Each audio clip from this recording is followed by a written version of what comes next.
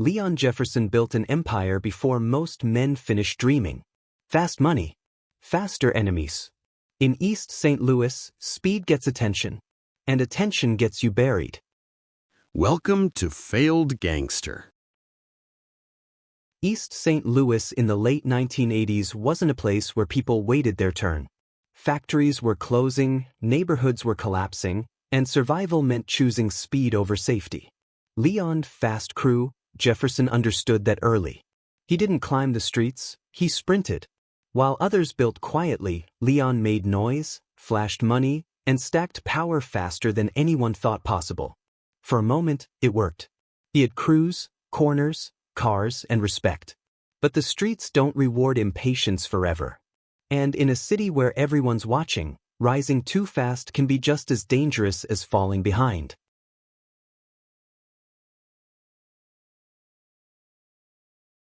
The city that makes monsters. East St. Louis didn't create criminals. It created urgency. By 1988, the city already looked like it had been left behind on purpose. Factories that once fed entire neighborhoods sat hollow and rusted. Streets cracked. Houses sagged. Jobs disappeared quietly, but the damage they left was loud. Everyone felt it, especially the kids who grew up watching adults promise that things would get better, while knowing they never did. In East St. Louis, patience wasn't a virtue. It was a liability. You didn't plan for the future because the future didn't plan for you. People learned early that waiting meant losing. Waiting meant someone else took what you hesitated to grab. And that lesson shaped an entire generation. Leon Jefferson was watching all of it. He grew up surrounded by absence, absent money, absent stability, absent certainty. What he did have was a front-row seat to how power really worked in his city. It didn't belong to the smartest or the strongest. It belonged to the fastest. The ones who moved quick, talked loud, and acted before fear had time to settle in. Leon noticed something most people missed. The men who moved slow didn't just lose. They disappeared. He saw it in corner stores that closed overnight. In neighbors who moved out without saying goodbye. In hustlers who talked about big plans, but never made it past the block. The streets didn't reward intention. They rewarded action. And Leon had no interest in waiting his turn. By his teens, he already carried himself differently. Not reckless, urgent. Like someone running late to a life he felt entitled to. While other kids still measured success by survival, Leon measured it by speed. How fast could you get paid? How fast could you build a name? How fast could you stop being invisible? East St. Louis taught him that invisibility was dangerous. If nobody knew you, nobody feared you. If nobody feared you, you were food. Leon didn't want protection. He wanted presence. Something loud enough to announce him without words. That mindset followed him everywhere. It shaped how he walked, how he talked, how he watched people. Always scanning. Always calculating. Always moving. The older hustlers saw it early.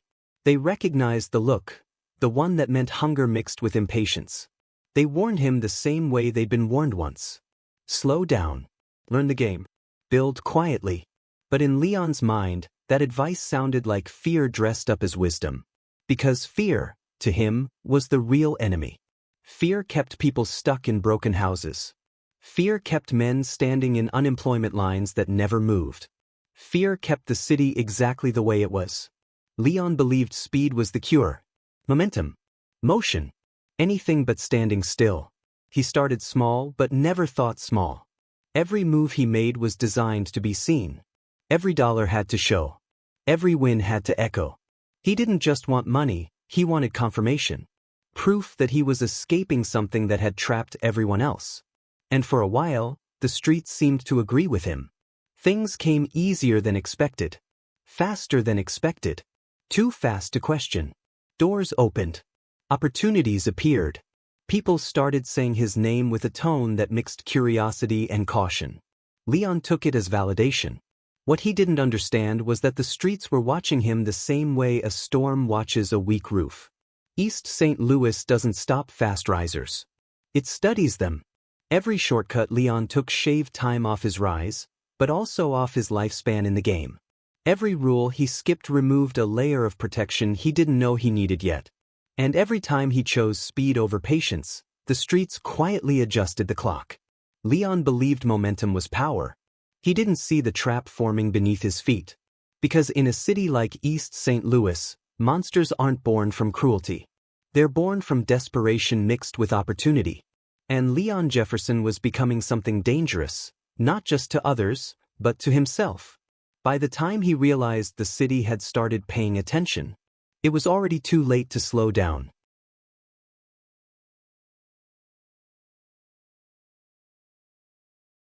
Fast money, fast reputation. Money came to Leon Jefferson the same way everything else did. Quick, not overnight, but fast enough to feel unreal. One move led to another, then another, each one stacking confidence higher than caution. In East St. Louis, speed didn't just get you paid. It made people curious. And curiosity was the first step toward reputation. Leon understood something early. People respect what looks expensive. He didn't hide his success. He displayed it. Fresh clothes, clean rides, cash folded thick enough to be seen without being counted. In a city where struggle was the default setting, visibility was power. And Leon wanted power immediately. The name came next. Fast Crew wasn't an accident. It wasn't just branding, it was a warning. Leon moved quicker than others expected. He switched spots without notice. He made decisions without meetings. While other crews debated, Leon acted. And when the results came back positive, nobody argued with the method. At first, the streets admired it. People talked about how young he was. How fearless. How he seemed to skip steps that swallowed other men whole. Leon fed off that energy. Every rumor became fuel. Every whisper turned into motivation. But reputation has a shadow. The louder Leon got, the more eyes followed him. Not just from rivals, but from people who'd been in the game long enough to know how this story usually ended. Veterans watched him rise with expressions that weren't impressed. They were familiar. Fast money always comes with interest. Leon didn't think about that. He thought about expansion. If one corner worked, why not 3? If one crew moved product efficiently, why not double the operation? Growth became the goal. And growth requires visibility. So Leon made himself impossible to ignore. Cars rolled through neighborhoods that didn't recognize him yet. Faces unfamiliar with his name were forced to learn it. The streets noticed, not because he asked permission, but because he took space. That's when admiration turned into tension. Older players didn't confront him. They didn't need to. Silence said enough. Unreturned calls. Delayed responses. Meetings that never happened. Leon interpreted it as jealousy. In his mind, they were mad he figured out the shortcut. What he didn't realize was that shortcuts skip protection. Every established player in East St. Louis understood the unspoken rules. You earn territory. You build alliances. You move quietly until you're untouchable. Leon flipped that formula upside down. He became visible before he became secure. The money kept coming, faster than ever. Enough to convince him that the rules were outdated. That the city had changed. That the old heads were stuck in fear while he was living in the future. And maybe, for a moment, he was right. No immediate consequences. No sudden retaliation. No police raids. Just momentum. The kind that tricks you into believing you've beaten the system. Leon felt invincible, not because he was protected, but because nothing bad had happened yet. That's how the streets get you. Success without resistance feels like permission. But it isn't. It's surveillance. Every move Leon made was being catalogued. Every expansion noted. Every display of confidence remembered. He started trusting speed more than strategy. Crew members noticed the change. The pace increased. Mistakes got brushed off. Concerns were labeled hesitation. Leon didn't want to hear about risks. Risks slowed things down. And slowing down felt like losing. Fast Crew became less about unity and more about output. Results mattered more than loyalty. Efficiency mattered more than caution. And anyone who questioned the direction felt the distance immediately. Leon didn't argue. He replaced. Because in his world, hesitation was weakness. But the faster things moved, the less control he had over them. New faces came in. Old ones felt sidelined. Information traveled quicker than trust could keep up. And in East St. Louis, information was currency. The streets weren't impressed anymore. They were alert. Leon Jefferson had gone from promising to problematic, from curiosity to concern. And while he counted money and planned the next move, the city adjusted around him, quietly, patiently. Because the streets don't race you. They wait for you to trip.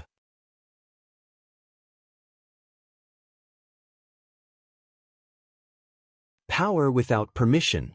Leon Jefferson didn't see resistance. He saw opportunity. By the time tensions started thickening around him, Leon was already convinced he'd outgrown the need for approval. In his mind, permission was something weak men asked for. Strong men took what made sense and dealt with the consequences later. That belief became his biggest mistake. East St. Louis ran on invisible lines. Boundaries nobody posted, rules nobody explained twice. You didn't cross them unless you were ready for what came next. Leon crossed them casually, sometimes without realizing it, sometimes without caring. Territory wasn't just about geography. It was about history. Every block had a story.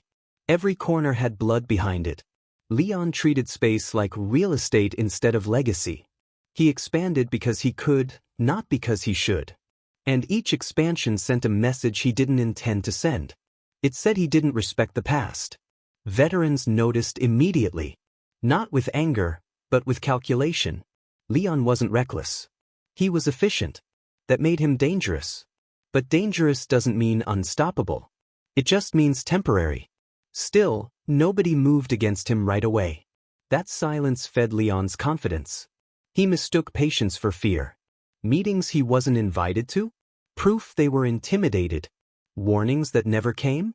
Confirmation he was ahead of the curve. He didn't realize he'd been categorized. Leon had power, but it wasn't recognized power. It was momentum power. Loud power. The kind that burns hot and bright but doesn't last. In East St. Louis, real authority came from relationships. From debts owed. From favors exchanged quietly over years. Leon had skipped all of that. He trusted speed more than structure. That meant decisions happened fast, but without insulation. No buffers. No mediators. No one to slow conflicts down before they exploded. And conflicts were coming. Small issues turned big quickly. Disputes that should have been handled quietly became public. Leon responded decisively, but not diplomatically. Every response solved the problem in front of him while creating two more behind it. Force replaced finesse. Crew members felt it. The tone shifted. Conversations got shorter. Trust became conditional. Loyalty started looking like compliance. People followed Leon because the money was good, but money doesn't buy silence forever. Especially when fear starts creeping in. Leon noticed it too. He just interpreted it differently. Where others saw tension, he saw disloyalty.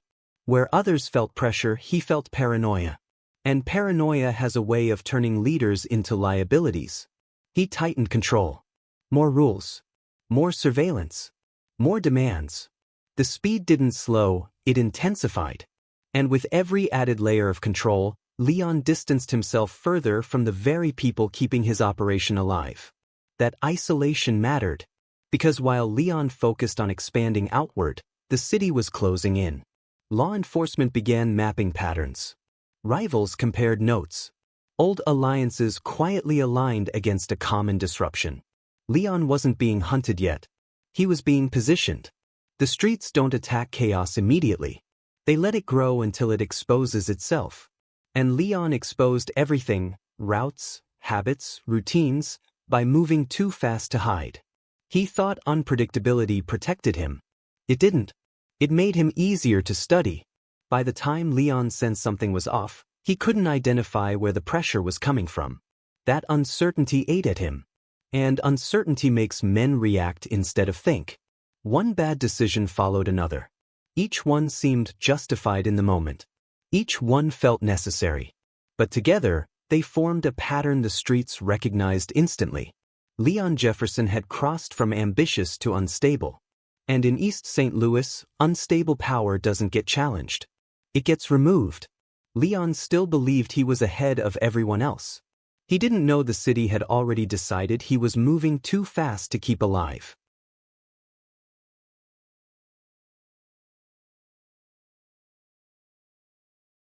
Pressure, paranoia, and mistakes. Pressure doesn't announce itself. It seeps in. For Leon Jefferson, it started as a feeling he couldn't shake. Nothing specific. Nothing provable. Just the sense that the city had gone quiet around him. Conversations stopped when he entered rooms. Faces looked away too quickly. The energy that once felt electric now felt heavy. Silence replaced noise. Leon hated silence. He interpreted it the only way he knew how, as danger. And danger demanded action. Faster moves. Sharper responses. No hesitation. He believed staying ahead meant never slowing down long enough to be caught. That belief began to cost him. Crew members started questioning decisions privately. Routes changed without explanation. Jobs felt rushed. Mistakes happened more often, and instead of being corrected, they were punished. Leon didn't see stress, he saw betrayal forming. Trust eroded quietly. People stopped volunteering information. They did exactly what was asked and nothing more. Loyalty turned mechanical. Efficient but hollow. Leon noticed the shift and responded the worst way possible, by tightening his grip. More control. Less freedom. He wanted certainty, but certainty doesn't exist at high speed. The faster things moved, the more variables slipped through his fingers. Small problems stacked up. Missed cues. Misread intentions. Every day demanded reaction, not reflection. Paranoia filled the gaps strategy used to occupy. Leon started seeing threats everywhere. Every delay felt intentional. Every mistake felt personal. He adjusted by isolating himself, trusting fewer people, cutting off anyone who felt even slightly out of alignment. That isolation made him blind. Because while Leon turned inward, pressure came from every direction. Law enforcement patterns sharpened. Surveillance increased. Street gossip hardened into conclusions. The city wasn't guessing anymore. It was preparing. Leon felt it, but couldn't locate it. That uncertainty pushed him into reactive decisions. He moved when he should have waited. He confronted when he should have negotiated. He showed force when subtlety would have bought time. Time was what he needed most. Instead, he spent it like everything else, too fast. The mistakes compounded. Crew members grew nervous. Not because of rivals, but because of Leon himself. His unpredictability became the biggest risk factor. People adjusted their behavior to avoid attention. Some distanced themselves emotionally. Others physically. The fast crew slowed down. Not by choice, but by fear. Leon took that personally. He demanded results without realizing the foundation beneath him was cracking. Fear doesn't create efficiency, it creates exits. And exits were forming quietly all around him. One wrong decision led to exposure. Another created vulnerability. Nothing catastrophic, just enough to be noticed. Enough to be remembered. Enough to be used later. Leon still believed he could outrun consequences. He just didn't realize consequences weren't chasing him anymore. They were waiting. By the time Leon recognized that the pressure wasn't random, that it had shape, direction, and intent, his options were already shrinking. He had too many eyes on him and not enough allies left to slow things down. Speed had carried him this far. Now it was pushing him toward the edge. Leon Jefferson had built his rise on momentum. But momentum doesn't stop when the ground disappears. And the ground was already starting to give way beneath his feet. The fall that everyone saw coming. The end didn't arrive loudly. It crept in. By the time Leon Jefferson realized the streets had turned on him, the energy he once controlled had already moved elsewhere. No warnings. No final conversations. Just absence. Phones unanswered. Familiar faces suddenly unavailable. The city that once echoed his name went quiet. That was the signal. Leon tried to move faster. It was the only answer he'd ever trusted. He shifted routines, changed locations, compressed decisions into moments. Every move felt necessary. Every choice felt urgent. But urgency without clarity only creates chaos. And chaos doesn't protect anyone. Mistakes piled up. Small ones. Forgettable ones. The kind that only matter when everything else is already unstable. Leon's timing slipped. His judgment dulled. Fatigue replaced confidence. The speed that once defined him now worked against him. He couldn't tell who was watching anymore. That uncertainty became suffocating. Leon reacted instead of planned. He burned bridges he might have needed. He pushed away the last people willing to stand near him. And with every move, his world got smaller. The streets noticed. What followed wasn't dramatic. It was efficient, decisive, unemotional. The way the city handles problems that have already been solved in theory. Leon wasn't defeated in a blaze of chaos. He was removed. Just like that, he was gone. No speeches. No legends formed. No mourning period. His operation collapsed quietly, absorbed by forces that had been waiting patiently for the moment to reclaim balance. Corners changed hands. Names changed. The city exhaled. Leon's rise vanished faster than it arrived. People stopped saying his name out loud. Stories softened with time, stripped of detail. The streets moved on as they always do. Because survival doesn't leave room for nostalgia. Leon Jefferson didn't lose because he lacked ambition. He lost because he never learned restraint. In East St. Louis, power doesn't belong to the fastest. It belongs to the patient. To the ones who understand that speed attracts attention, and attention always comes with consequences. Leon ran through the city like momentum could save him. But momentum doesn't know when to stop. And when it finally did, there was nothing left to catch him. The outro of the story. Leon Jefferson's story isn't about ambition, it's about timing. In East St. Louis, power had rules, and Leon broke all of them. He skipped the slow grind, ignored the warnings, and mistook momentum for immunity. The streets let him shine just long enough to believe he was untouchable. Then they reminded him how fast everything can disappear.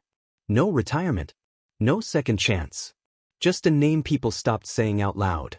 Because in the end, the streets don't care how fast you move, only how long you last. And Leon Jefferson moved fast. But not smart enough to survive.